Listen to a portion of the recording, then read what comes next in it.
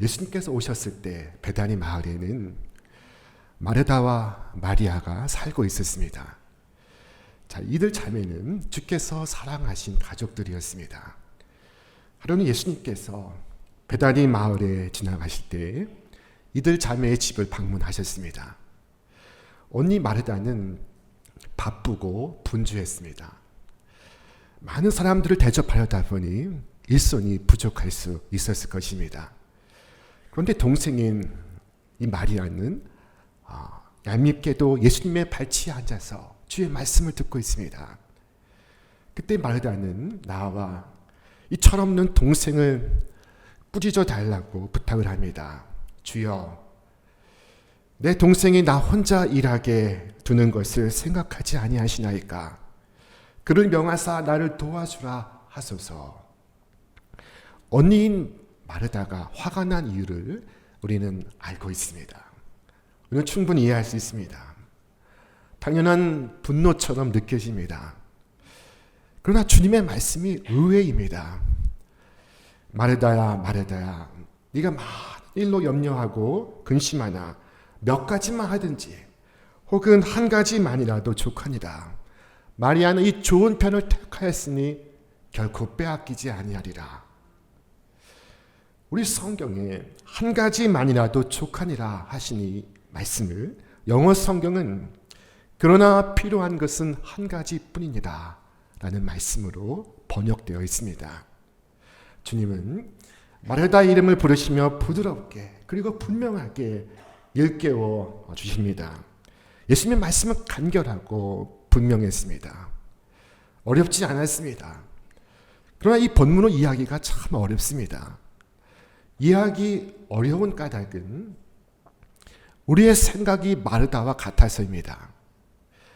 우리에게는 마르다의 정신이 만연합니다. 마르다는 성실하고 부지런한 인물입니다. 그녀는 많은 일들을 지금 감당하고 있습니다. 주님께서 자신의 집에 오셨지만 그녀는 말씀은 듣지 않고 일을 하고 있습니다. 그리고 해야 할 일이 너무 많은 그녀는 조바심을 내고 있습니다.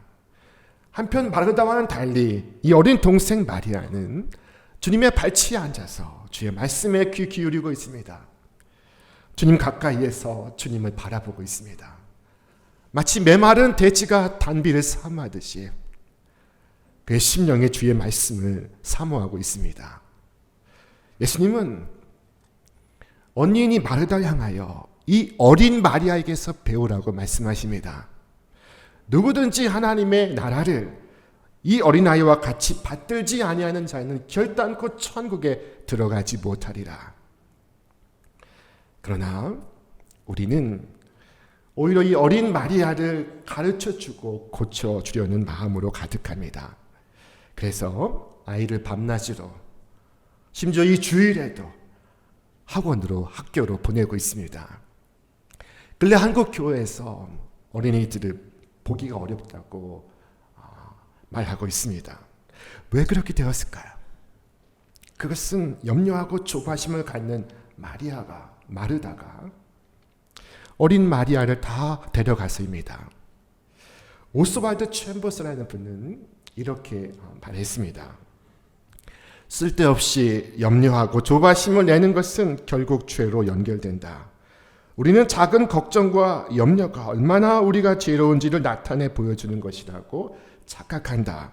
그러나 오히려 그것은 우리가 얼마나 악한지를 보여주는 것뿐이다. 우리의 모든 염려와 조바심은 하나님 없이 상황을 계산할 때 생겨난다. 언니 마르다는 자기 없이는 안 된다고 생각하고 있습니다. 그래서 그녀는 멈출 수가 없었습니다. 가만히 앉아 있을 수가 없었습니다. 주님 발 아래에 머물 수가 없었습니다. 주님은 그 마르다에게 말씀하십니다.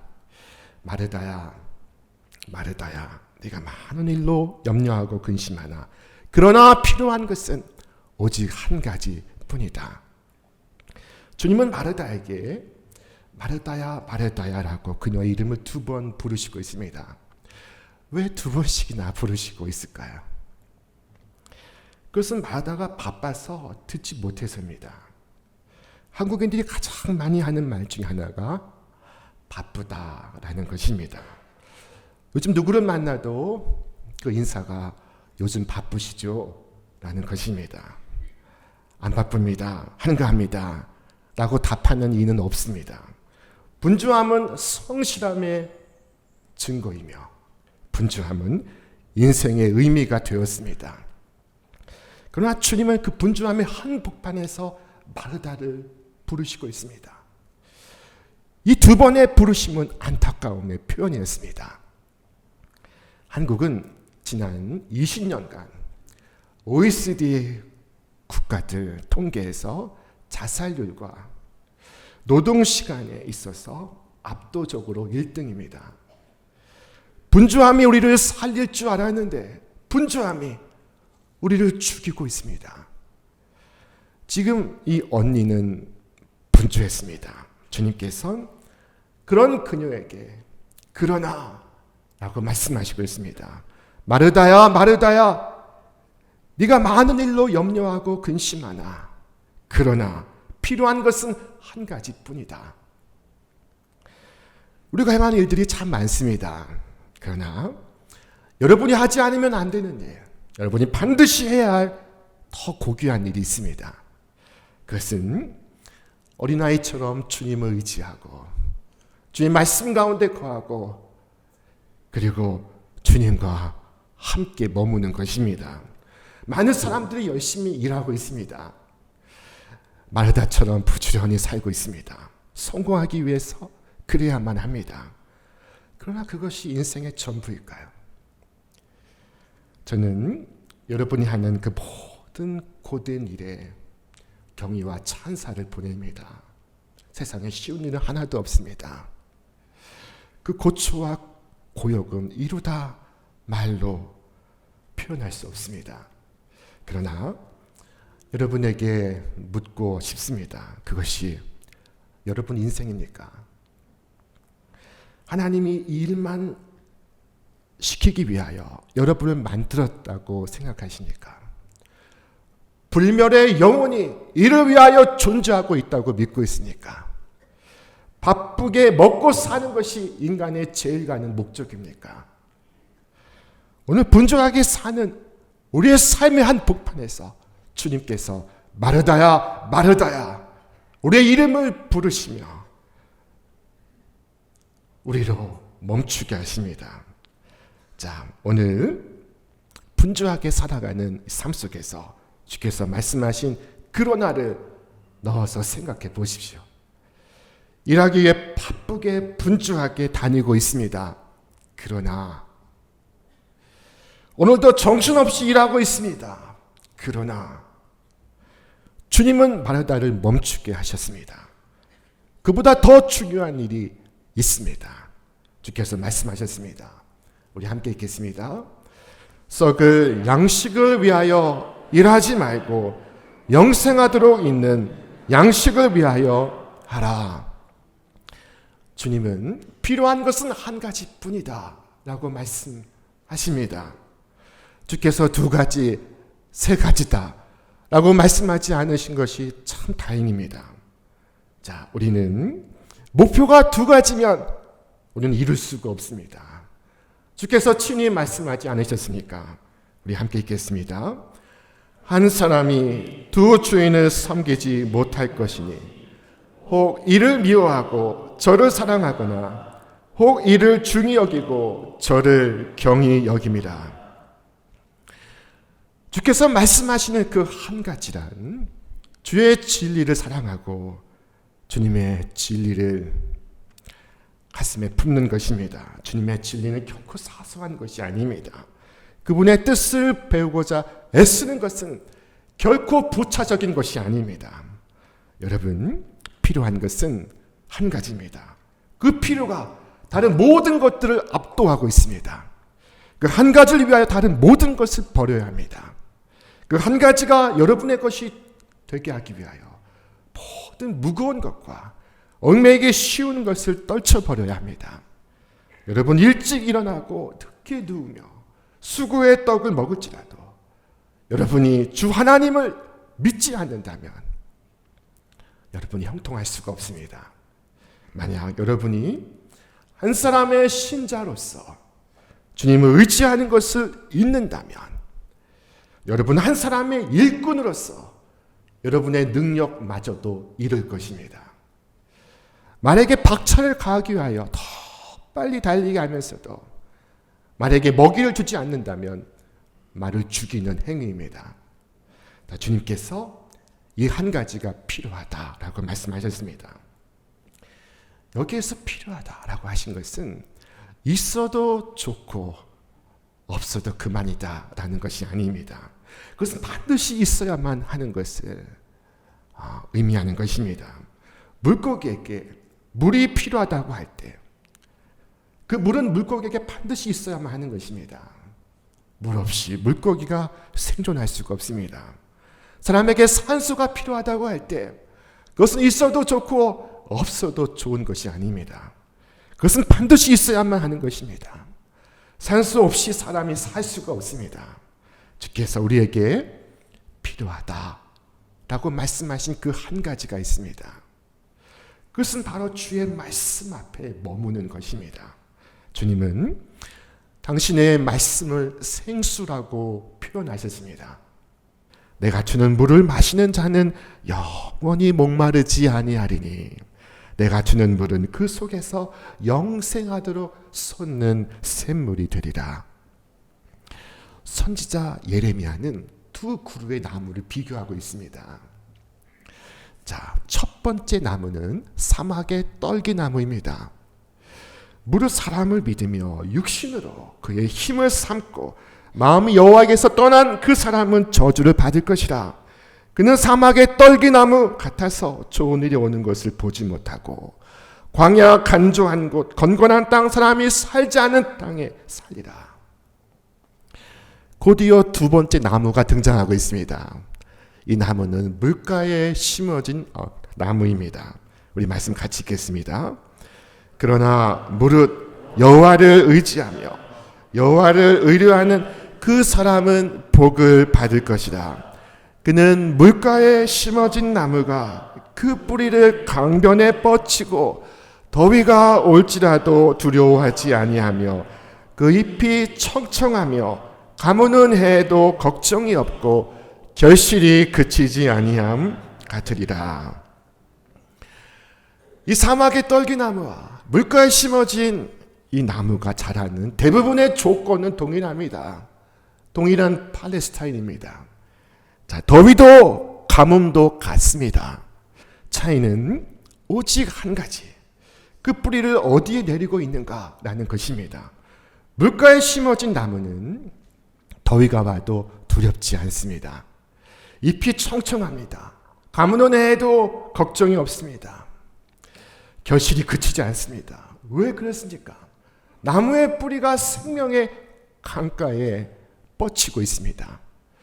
반면 사막의 떨기나무는 광야 건조한 곳에 거하며 좋은 일이 와도 그것을 보지 못합니다.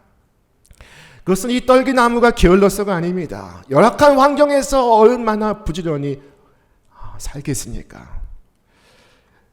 이 떨기나무가 의지가 약해서가 아닙니다. 얼마나 강한 의지를 키워왔겠습니까? 그러나 그 뿌리가 생명의 근원에 닿지 않고 있습니다. 여러분, 마리아는 지금 사막의 떨기나무처럼 살아가고 있습니다. 마르다가 일을 안 한 것이 아닙니다. 누구보다 부지런했습니다. 누구보다 성실했습니다. 그러나 그녀의 뿌리가 주님께 닿지 않고 있습니다. 그녀 속에 하나님의 말씀이 없습니다. 그래서 어떻게 되었습니까? 그녀는 초조했고 그녀는 불안했으며 그녀는 평강을 완전히 잃었습니다. 그녀는 화를 쏟아내고 있었습니다. 주여, 내 동생이 나 혼자 일하게 두는 것을 생각하지 아니하시나이까? 이 말은 사실 동생을 향한 말이 아닙니다. 이것은 메말라가는 그 영혼이 외치는 비명이었습니다. 이것은 주 예수 없이 사는 인생이 지르는 마지막 호소였습니다. 마리아는 반면에 물가에 심겨진 나무와 같습니다. 그녀는 아무것도 안 하는 것처럼 보입니다. 그러나 주의 발치 아래 머물러서 주의 말씀이 그의 심령 가운데 흐르고 있습니다. 그 순간 마리아의 뿌리는 생명의 강가에 깊이 뻗치고 있습니다. 주의 말씀이 그 영혼 깊은 곳까지 이루고 있습니다. 주께서 필요하다 말씀하신 이유가 바로 여기 있습니다. 나무가 물 없이 살 수 없는 것처럼 우리가 주님 없이 살 수가 없습니다. 주께서 말씀하셨습니다. 우리 함께 읽겠습니다. 나는 포도나무요 너희는 가지라. 그가 내 안에 내가 그 안에 거하면 사람이 열매를 많이 맺나니 나를 떠나서는 너희가 아무것도 할 수 없습니다. 가지가 포도나무에서 떨어지면 어떻게 되겠습니까? 그 가지는 잠시는 괜찮아 보일 수 있습니다. 멋있어 보일 수도 있습니다. 잎사귀가 여전히 푸르러 보일 수도 있습니다. 그러나 그것은 이미 죽은 가지입니다. 다만 죽은 줄 모르고 있는 것입니다. 오늘 많은 이들이 물가를 떠난 나무처럼 살아가고 있습니다. 겉으로는 분주하고 겉으로는 푸르러 보이지만 정작 그 영혼은 메마르고 시들고 죽어가고 있습니다. 말다는 자기가 시들어가는 줄도 모른 채 일하고 있습니다. 주께서 멈추게 하지 않으셨다면 그는 사막의 떨기나무가 되었을 것입니다. 오늘 주님은 우리를 멈추게 하십니다. 마르다야 마르다야 부르시듯 우리의 이름을 부르시고 있습니다. 왜 그렇습니까? 우리를 살게 하시기 위해서입니다. 우리의 뿌리를 다시 생명의 강가로 내리게 하시기 위함입니다. 뿌리가 생명의 강에 뻗지 않으면 청청할 수 없는 것처럼 우리의 심령이 주의 말씀에 뿌리를 내리지 않으면 푸를 수가 없습니다. 주님의 발 아래서 주의 말씀을 듣고 그 말씀이 내 삶의 뿌리가 되고 근본이 될 때 비로소 더위와 가뭄 속에서도 결실하는 삶을 살게 될 것입니다. 다 필요한 것은 이것입니다. 여러분의 영혼이 먼저 주님으로부터 힘을 얻으십시오. 주님을 기뻐하는 것이 여러분의 힘입니다. 그리스도 밖에서 여러분이 아무것도 할 수가 없습니다. 여호와께서 집을 세우지 아니하시면 세우는 자의 수고가 헛되며 여호와께서 성을 지키지 아니하시면 파수꾼의 깨어 있음이 헛되다고 하셨습니다. 너희가 일찍이 일어나고 늦게 누우며 수구에 떡을 먹음이 헛되다고 하셨습니다. 우리는 하나님이 주시는 이 힘이 필요합니다. 그 힘은 주님의 발치 아래 머무는 데서 비롯됩니다. 우리 안에는 능력이 나올 수가 없습니다. 우리는 하나님이 주신 힘을 공급받아야 합니다. 이것이 우리에게 절대적으로 필요한 바로 그 한 가지입니다. 그것은 주님의 발 아래 머무는 것입니다. 이것이 마리아가 빼앗기지 아니한 더 좋은 편이었습니다. 이것 없이 우리는 살 수가 없습니다. 이것 없이 우리는 결실할 수가 없습니다. 주님을 떠나서 우리는 아무것도 할 수가 없습니다. 자, 주님은 그러나 필요한 것은 한 가지뿐이다 라고 말씀하셨습니다. 이 한 가지는 우리 모두에게 필요한 것입니다. 예수님의 발치에 앉아 있어야 할 사람은 우리 가운데 어떤 특정한 사람이 아니라 우리 모두인 것입니다. 고귀하거나 비천하거나 왕이거나 거지이거나 가난하거나 부유하거나 모두에게 필요한 것입니다. 건강하거나 병약하거나 어른이나 아이에게 모두에게 필요한 것입니다.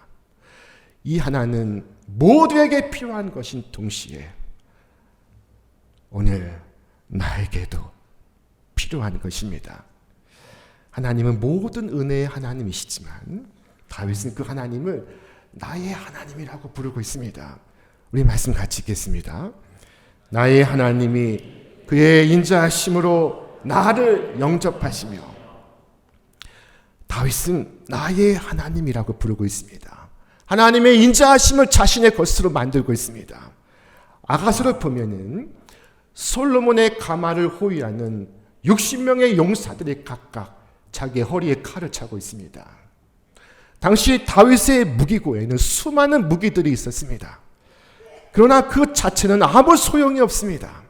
용사들이 각각 자기의 허리에 칼을 차기 전까지 그 칼은 유용하지 않습니다. 하늘에 속한 것도 마찬가지입니다. 믿음은 1인칭 단수로 표현되어야 합니다. 믿음은 각 사람에게 있어야 하는 것입니다. 다윗은 나의 긍휼의 하나님이라 고백하고 있습니다. 여러분 어떻습니까? 하나님의 긍휼이 여러분의 것이어서 여러분은 그 누구로부터 빼앗기지 않을 수 있습니까?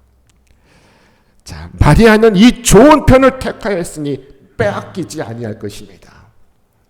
여러분도 이를 빼앗기지 않는다면 여러분은 마리아처럼 참으로 복된 사람이 될 것입니다. 나에게 필요한 그 한 가지, 그 한 가지를 빼앗기지 마십시오. 세상에 일은 많지만 정말 필요한 것은 하나입니다. 그것은 주님을 가까이 하는 것입니다. 오늘 이 세상의 많은 것들은 어느 한순간 유용합니다.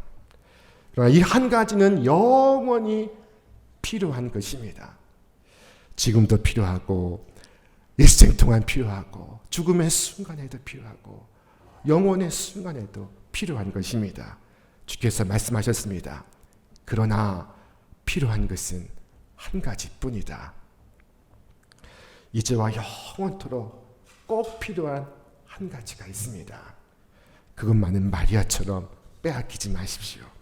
마리아처럼 더 좋은 편을 택하시고 빼앗기지 아니하고 사시기를 바랍니다. 그래야 하나님의 뜻을 알고 하나님의 뜻을 행할 수 있으며 그 일을 지속할 수 있고 그 일을 능히 해낼 수가 있습니다. 그때 우리는 어떠한 수고도 마다하지 않으며 어떠한 희생도 감수할 수 있을 것입니다.